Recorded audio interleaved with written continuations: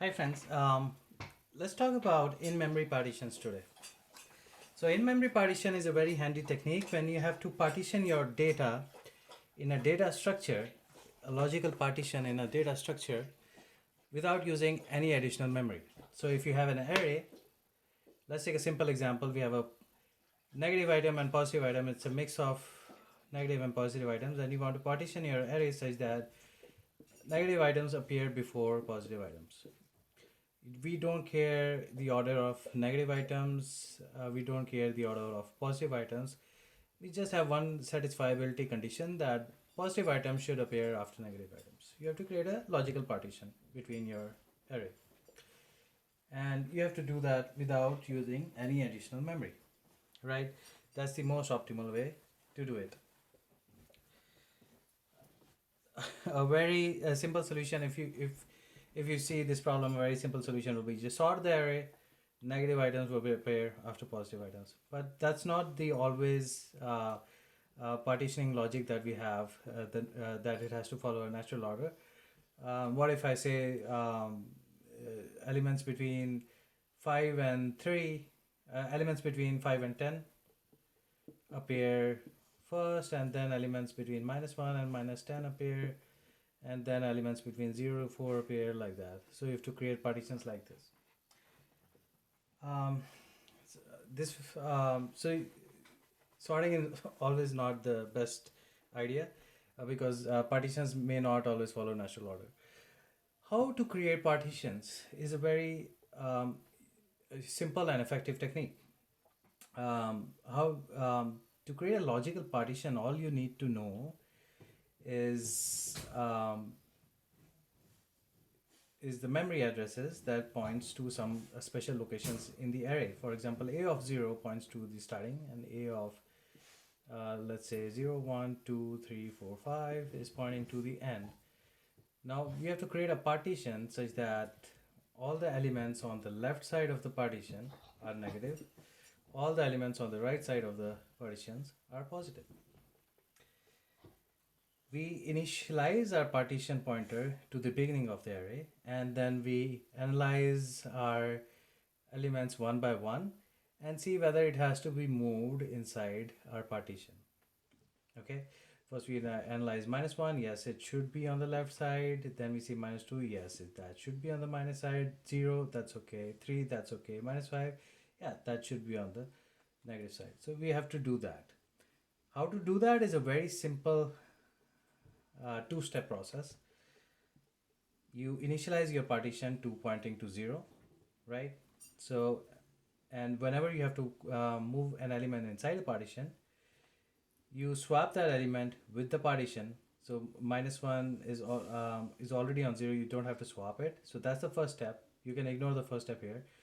The next step is just to increment the partition pointer. So if you see it logically, it is, if you have to move a data element inside the partition, is like move the element to the boundary of the partition and then increase the boundary in the next step.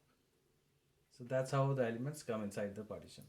So like this is your boundary, and this is your boundary pointer. I'm pointing to this boundary pointer.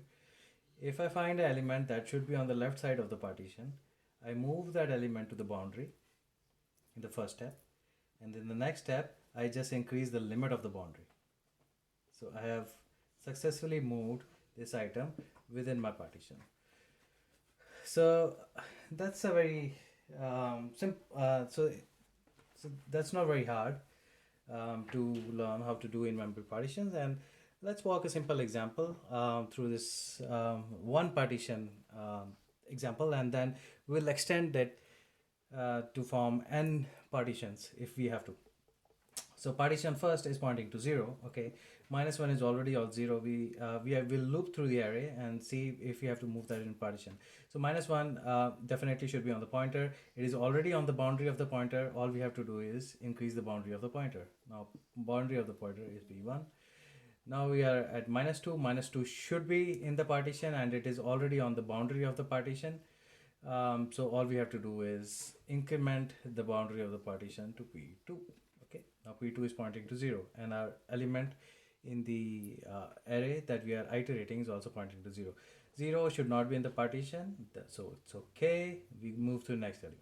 So 3 should not be in the partition, that's okay, we move to next element. Minus 5 should be in the partition, so what we do is we swap 0 and 5, and then we increase the partition to point to next. So the partition will point to next element. This will become minus 5 and this will become 0. Okay, so we were at this location, now we'll move another location, right? 4 should not be in the partition, so we are done, we have created our partition. And in the end, my partition pointer will tell me the logical partition that I've created. All elements less than p of 3 are negative, all elements greater than or equal to p of 3 are positive. So that's how you create in-memory partitions. You move the element to the boundary of the partition and then you increase the boundary. Now let's talk about, this was a simple example of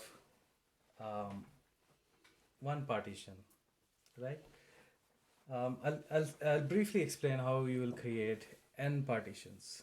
So like you have an array, now the ask is create one partition from 0 to 10, another partition from 10 to 20, another partitions from 20 to 30, and you can only have elements from 0 to 30. So if you only have elements from 0 to 30, I want to bucket the elements such that they form into these logical partitions, and within the partition I don't care what the order is. So like for example 10, 12, 15, 25, 21, 30. What should be your answer is 0, 9, let's say. So your answer should be 10, 9, one partition, and then another partition should be 15, right? And then the third partition should be 25, 21 and 30. How you create n partitions? The idea is the same that we followed in creating one partition. So we have three partitions, one at boundary of 10, another at boundary of 20, another at boundary of 30. Okay, so we initialize all those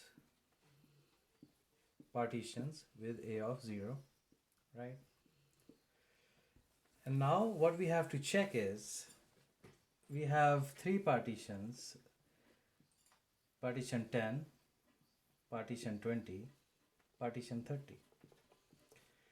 What we will do is, we will check a number if it should be in the partition of 30. If yes, if it is less than 30, then it should be on the left side of that partition. So we'll bring that element on the left side of the partition. Next, we'll check whether that is less than 20. If yes, then we'll make that number move into another partition. And then we'll check whether it is less than 10. If it is not, the number can stay here. So we have to take an element, check our boundaries, and move our element inside the boundaries. So example, if we get 25, whatever element P30 is pointing to, partition 30 is pointing to, will become 25, and we will increase the boundary of P30, right? And then we'll check if P25 is less than P20. No, then we are good. It will stay here. What will happen, say, if we get 15? If we get 15, it is definitely less than P30. It should be on the left side of the partition. So we move that to a partition and increase the boundary of the partition. So this becomes P30. And now we check 15 is less than 20. Yes, it should be on the left side of the partition. It cannot stay in this partition. So we move 15 to P of 20, partition 20, and next we increase the boundary of the partition. And then we check P15 is less than 10. No, it is not, so it is good over here. So same technique that we followed with one partition, now we have to follow with n number of partitions that we create. And the idea is simple. You will have one for loop for iterating the array, and another for loop for iterating the partitions beginning from 30 to 10, right? First you will see whether it should be on the left side of 30. If it is, then you should check if it is on the if it should be on the left side of 15. If not, then you can leave it there and move on to the next element. So there will be two for loops, and then first for loop to iterate the array, and the next for loop to iterate over the partitions. So that's it in memory partitions. If you have any questions on the algorithms, please feel free to comment or contact. Thank you.